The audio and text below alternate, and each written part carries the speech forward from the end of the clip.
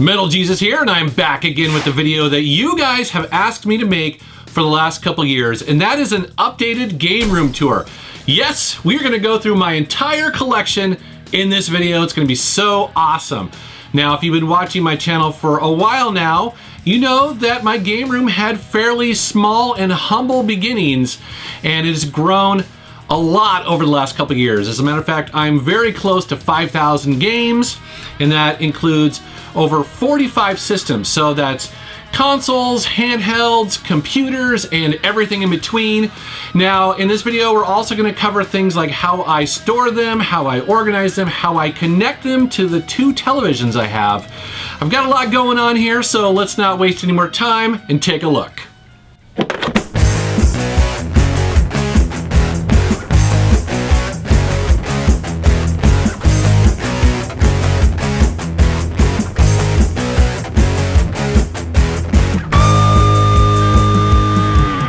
Start this off, my game room is down in my basement of my home, and the total square footage that I have to play around with is about 900 square feet, although some of that is split between my game room and a music area. So we're gonna start things off with one of my televisions. This is the CRT TV here, the old school one, with most of my really old consoles. Now, this is how things look most of the time. I like to keep things dust-free, and so when I'm not using a console, I like to cover it with either a plastic bin turned upside down or these fancy kitchen napkins. But all of these consoles are hooked up and ready to go and be played at any moment. But let's go ahead and check out the consoles. Now, this one is the Intellivision, and then we're gonna move on over to the PlayStation 1, which I use for a lot of light gun games. And then here we have the TurboGrafx 16. And then down below, I have an Atari 7800 set up, which plays 7800 games as well as 2600 games. And then below that is the mighty ColecoVision.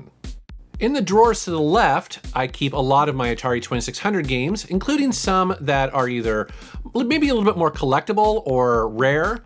It's kind of what I keep in this bin here. And then behind that, I just have a ton more. And then here are some highlights from my collection. It's a mix of released games and also homebrew games. And I gotta admit that collecting homebrew games on the 2600 has become a bit of a passion of mine. And I also have a old school VHS player, and everyone needs a copy of Dawn of the Dead, the director's cut. And then to the right of the TV up above, I have all my handhelds.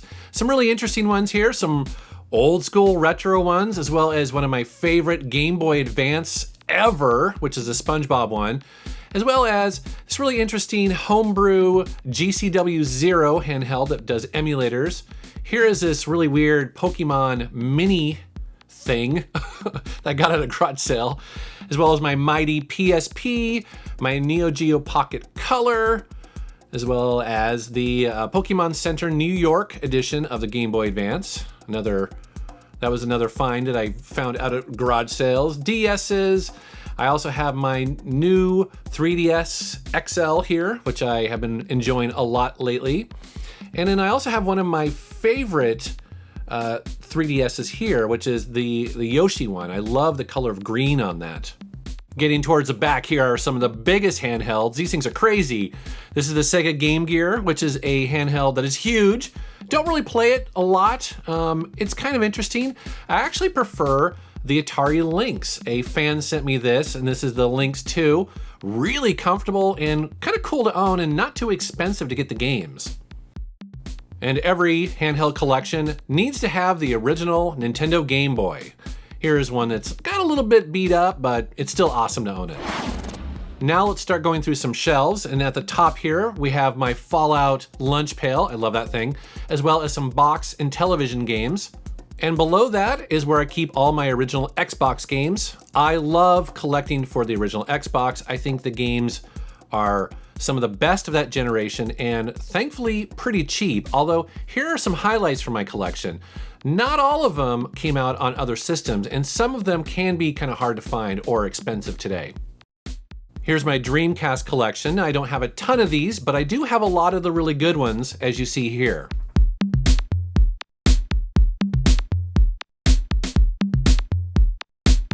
And then below that is the Sega Master System. Over to the right of that is my original Nintendo collection. And again, I don't have a ton of amazing NES games, but I do really like collecting some of the repro and homebrew games. That's a very exciting part of collecting for the NES, and I'm enjoying it quite a bit.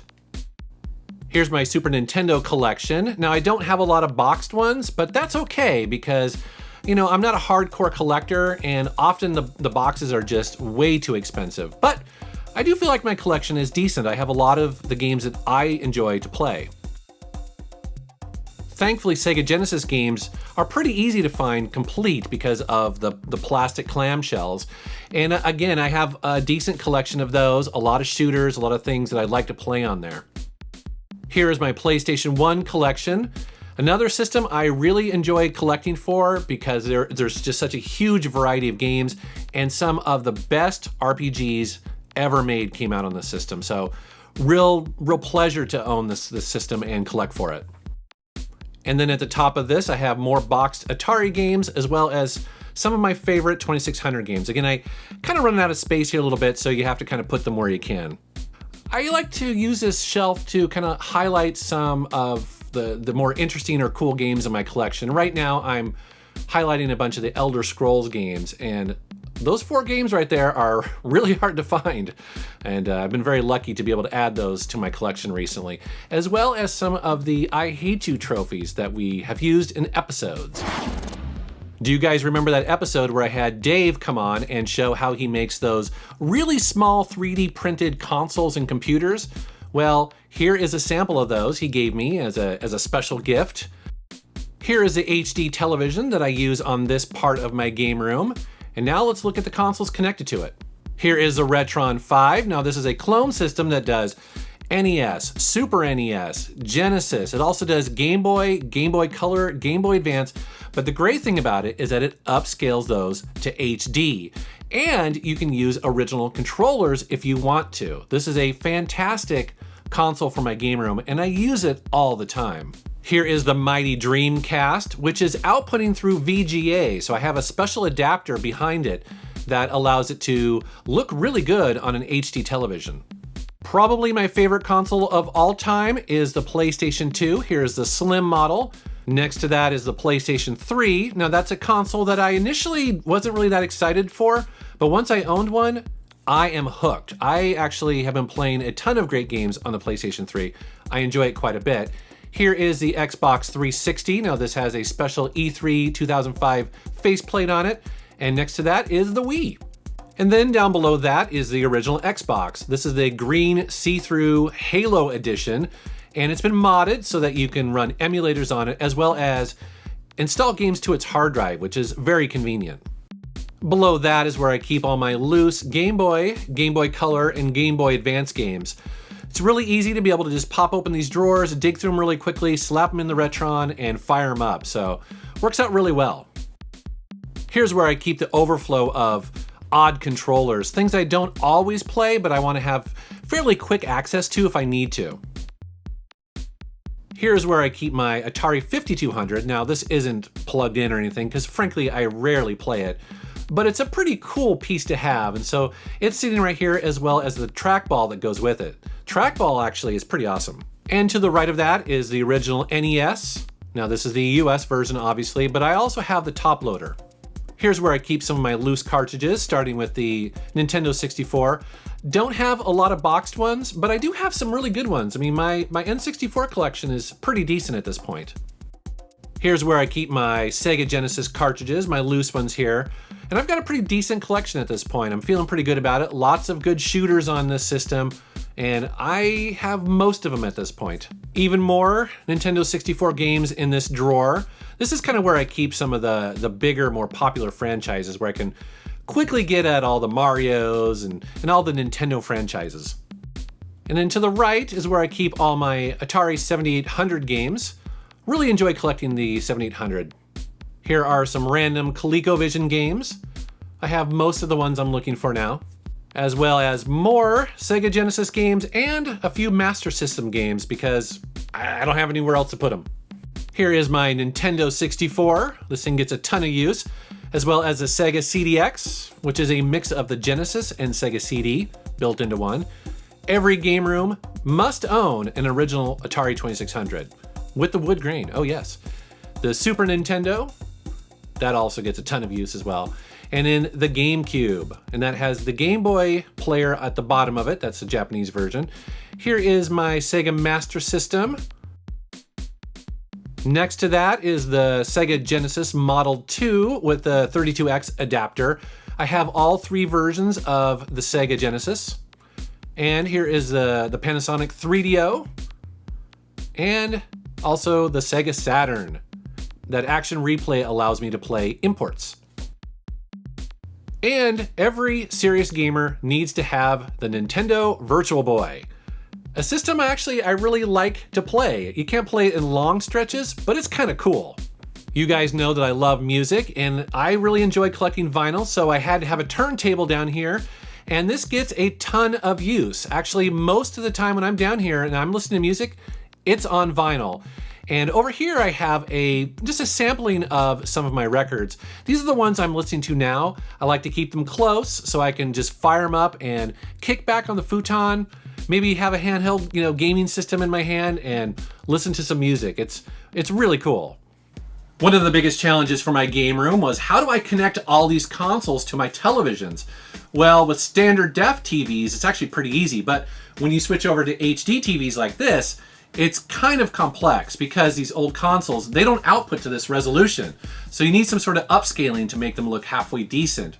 Now, there is a really good Japanese upscaler that a lot of people love, and it has very little lag. So I was tempted to go that route, but the thing is, it's really expensive in my opinion. And the thing is, I want to be able to come down and very quickly with just a couple button pushes, switch to any of my consoles and play them in just a couple seconds. And I was kind of afraid that I might have to buy a bunch of those just to get what I wanted. So for me, what I did is I ended up going with a bunch of different solutions, kind of like, piggybacking each other. And it actually works really well. So let's take a look. Most of the newer consoles are outputting to HD through component, and so I use a bunch of switches to get, like, say, the original Xbox, the PS2, the PS3, the Xbox 360. I get those to just switch all out to component, and that works really well. Then I have a splitter for the HDMI ones. The Dreamcast is a special one because that does VGA, which my television supports, as well as S-Video, which the 3DO supports. But for the really old consoles that just have the yellow video out, I use a series of switches that then goes to a little box that upscales those to HD, and that works really well. Above all those systems is where I highlight some of my big box PC games. Over the last couple years, I've been able to get some of these games that I used to have back in the 80s and 90s, and I gotta tell you, it's such a great feeling to have some of these back in my collection. I am such an old school PC gamer, and that's kind of where I grew up and where I came out of, and I gotta tell you, it's so satisfying to just have these again in my collection. They take up a ton of space, but I don't care because I think they're beautiful. In this coffee table is where I keep the majority of controllers that I want to have really quick access to. Now, to keep them clean and also dust-free, I put them in these Ziploc bags, and this works really well. Moving right along, I'm going to show you my complete boxed version of Earthbound. If you follow my channel for a while, you know that this was an amazing donation to my channel because it's one of the more expensive Super Nintendo games. And I'm thrilled to have it because I'm such a big RPG fan, so that was cool. And then this was also a donation, which was the special edition BioShock with a vinyl record in there, as well as some other random stuff here. It's pretty cool. Here's my Sony PSP game collection. Now, I love collecting for the PSP because, well, there's a ton of great games for it, and often they're not very expensive. I actually feel like the PSP is kind of underrated. I think people are gonna eventually come around to the idea that, yeah, it's a cool system and it's fun to collect for. Also on the shelf is where I keep my favorite Game Boy Advance games, DS games, 3DS games. You see some boxed Game Boy games here, just kind of random stuff. At the bottom here, this is where the really random stuff is. I mean, there's Super Famicom games down here, there's N-Gage, there's boxed Neo Geo Pocket Color games down here, CDI games, and so much more. One of my biggest collections is for the PlayStation 2, and you see it here. I love collecting for the system because there is every kind of game for that console. No matter what you're into, you can find it on the PS2, and that's what I really love about it. Below that is my Wii collection, and I gotta say, I have most of the Wii games that I want at this point. So it's a nice collection of the popular ones and the hidden gems. And below that is my kind of meager Sega Saturn collection. Not too impressive. Here are some 3DO games and Sega CD games as well. I don't have a huge GameCube collection, obviously, as you can see here, but I do feel like I've got all of the big titles that I want. I only had room for one arcade machine, so I decided to go with an emulation machine and kind of have the best of both worlds because I wanted to be able to stand up and have fun doing it, but I also want to be able to put on as many games as possible. So this is a Centipede machine that we stripped and painted, and then we put a custom marquee at the top there, which is pretty cool. And then there's a Windows computer below that is powering the whole thing. Over here is my PlayStation 3 games, and it's been growing quite a bit over the last couple years because the games are so easy to find and they're pretty cheap. And then right next to that is my Xbox 360 games. With all these different consoles plugged in and potentially using power, you want to control that a little bit without having to plug them in and unplug them all the time. So I have a series of these special power strips that have this little remote control that allows you to do that without having to dig down on the floor and do it manually. It's awesome. That's it for the main game room, but I've got a bunch more. So we're gonna go down this corridor here, past some really cool posters on the wall, and we end up where I keep most of my big box PC games as well as my retro computers. Some of the highlights here include the Wing Commander series. I have, I think, almost all or very close, as well as a lot of the Mech Warrior games, which I really like. Some random Star Wars games are mixed in here, as well as the Tex Murphy adventures. Just a lot of games I grew up with. And then here is the SSI Gold Box series. I've got a lot of these. I don't have most of them, but that was a really cool series to have, as well as Legacy of the Ancients on the Commodore 64. Here are some random Sierra games, as well as these cups that I got from the Sierra break room when I used to work there.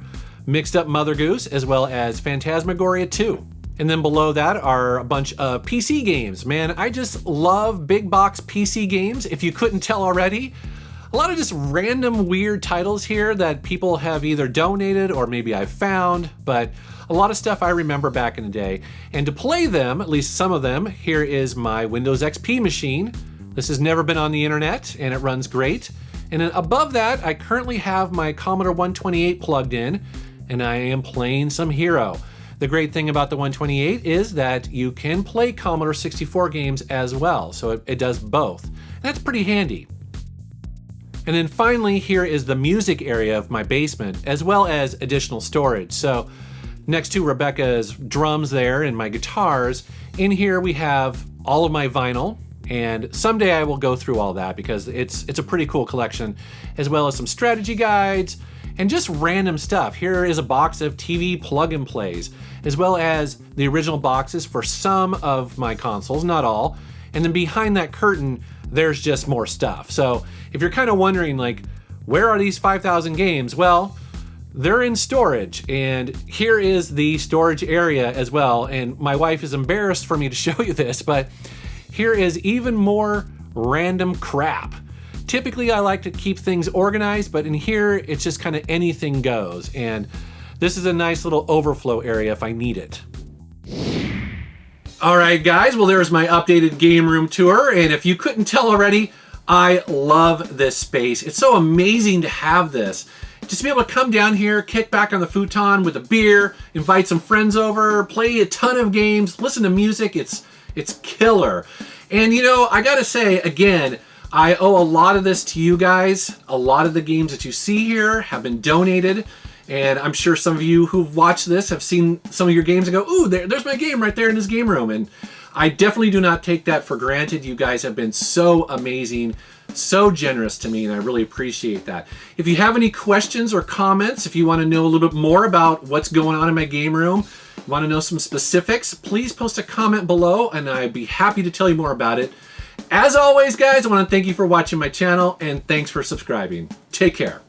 If you enjoyed this game room tour, well, you might want to subscribe to my channel because I release a new video each week, including hidden gems, top 10s, gamer eats, and so much more. So come check it out. It's pretty fun.